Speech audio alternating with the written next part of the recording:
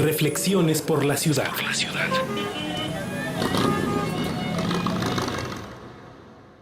La habitabilidad.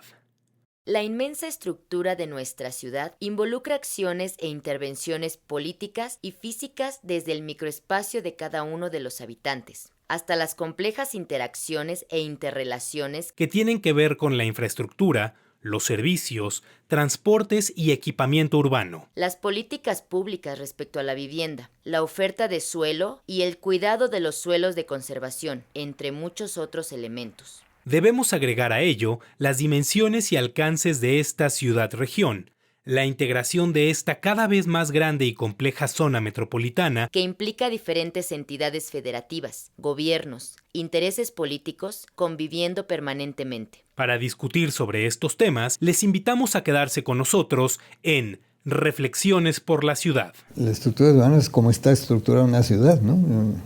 Y hay distintas maneras de estructurarla. Cuando una ciudad está planificada, cuando está pensada en esta forma de que todos la compartan, que todos tengan acceso a los bienes, servicios y oportunidades que genera la ciudad, pues hay una buena estructura, ¿no? Cuando esa estructura está privilegiando unos sectores sobre otros y no hay una integración ni una planeación organizada, incluso hemos llegado a la dispersión irracional de las ciudades. Hacia los años 70, mediados de los 70 y los 80 del siglo XX, estos centros o subcentros de la ciudad empezaron a crecer, a irse alargando sobre los grandes ejes viales de la ciudad, y fueron produciendo lo que hoy podemos identificar, conocer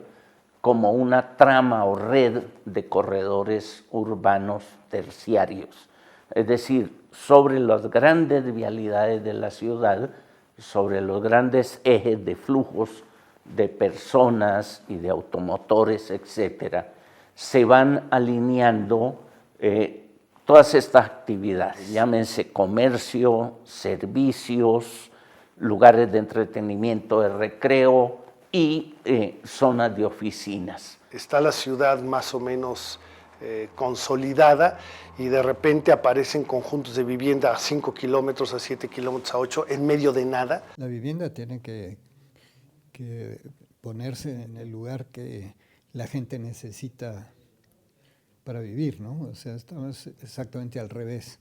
O sea, los que tienen más recursos, que tienen coche o hasta helicóptero, pues viven en las partes más desarrolladas de la ciudad, más compactas, y a la gente más pobre, que tendría que estar cerca del trabajo y que tiene menos posibilidades de movilización, la estamos obligando a que se vaya a 40 kilómetros. La causa de esta estructura urbana, entonces, es el abandono del Estado del tema urbano, de orientar el crecimiento y la estructura de las ciudades, y por el otro la toma del poder urbano, urbanístico, por parte de estos mercados y sus representantes, pues que son las empresas y los empresarios y sus corporaciones que se encargan de tomar estas decisiones y convencer a los funcionarios, a los legisladores, para que la legislación y todo lo demás vaya más o menos a favor de estas decisiones que están tomando. También hay una diferenciación en el territorio.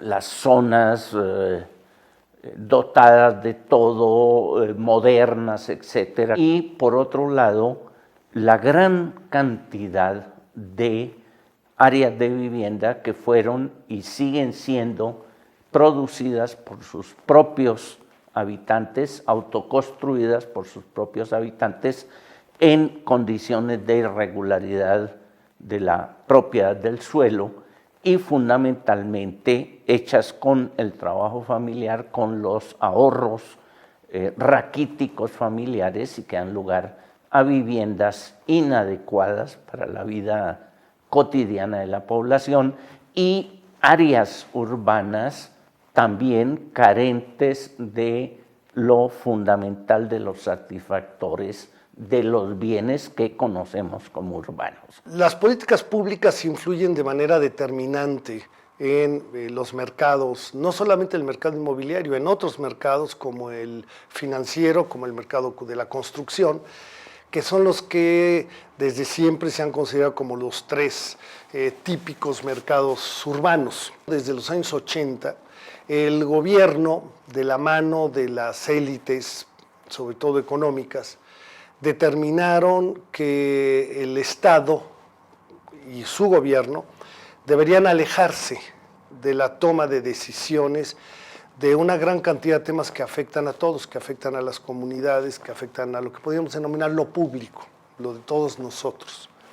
Entre esos temas estuvo el urbano.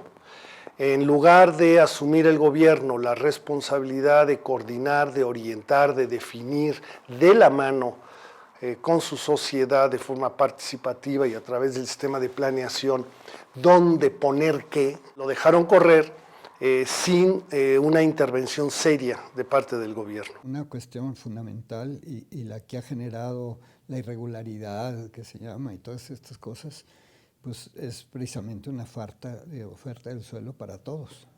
Y ahí, como esto no es negocio para los que la manejan como mercancía, el Estado tiene que intervenir con instrumentos para hacer llegar suelo a los sectores populares, donde necesitan ubicarse, o sea, en lugares seguros, lugares cercanos a su trabajo, lugares que sean accesibles, que sean sanos, etcétera, ¿no?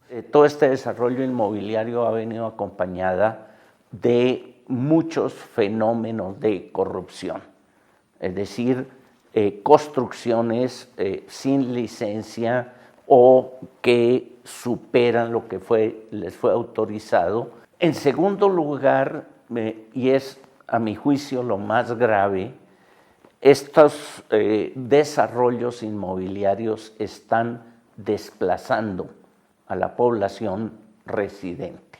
El problema es que la ausencia de un Estado responsable en la materia del desarrollo urbano y del ordenamiento metropolitano, pues nos ha llevado a esta estructura urbana disfuncional que se convierte también en insustentable, que segrega.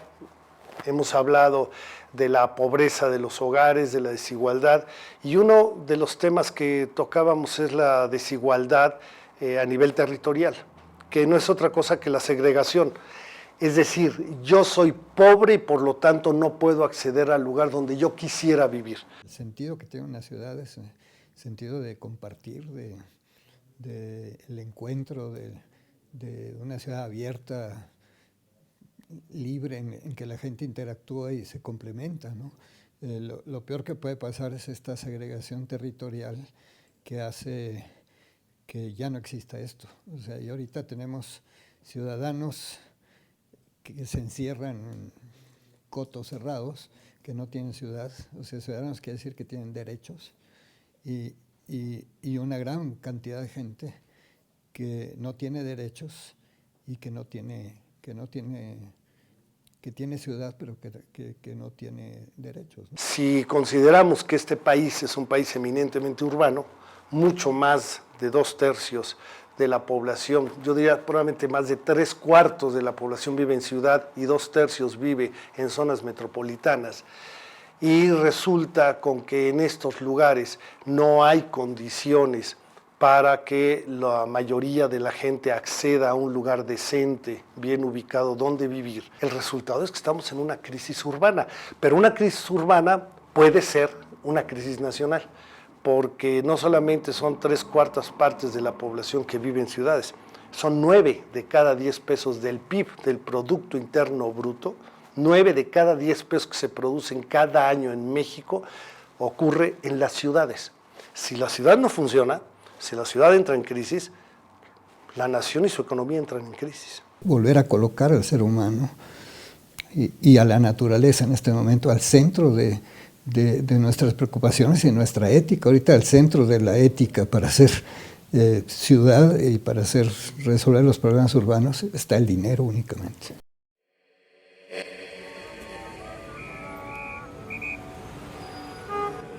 Reflexiones por la ciudad.